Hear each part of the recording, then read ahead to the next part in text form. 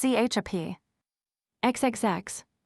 Nihil me penitet hugis nasi, quoth Pamphagus, that is, my nose has been the making of me. Nec est cur ponitat, replies Cockles, that is, how the deuce should such a nose fail? The doctrine, you see, was laid down by Erasmus, as my father wished it with the utmost plainness. But my father's disappointment was, in finding nothing more from so able a pen, but the bare fact itself, without any of that speculative subtlety or ambidexterity of argumentation upon it, which heaven had bestowed upon man on purpose to investigate truth and fight for her on all sides. My father pished and pugged at first most terribly. 'Tis worth something to have a good name.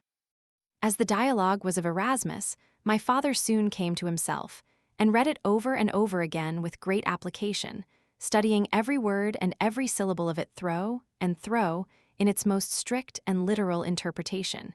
He could still make nothing of it that way. Mayhap there is more meant than is said in it, quoth my father. Learned men, brother Toby, don't write dialogues upon long noses for nothing. I'll study the mystic and the allegoric sense. Here is some room to turn a man's self in, brother. My father read on. Now I find it needful to inform your reverences and worships, that besides the many nautical uses of long noses enumerated by Erasmus, the dialogist affirmeth that a long nose is not without its domestic conveniences also. For that in a case of distress, and for want of a pair of bellows, it will do excellently well, ad excitandum focum, to stir up the fire.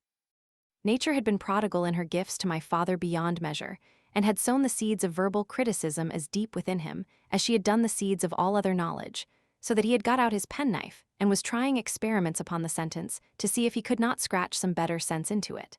I've got within a single letter, brother Toby, cried my father, of Erasmus his mystic meaning.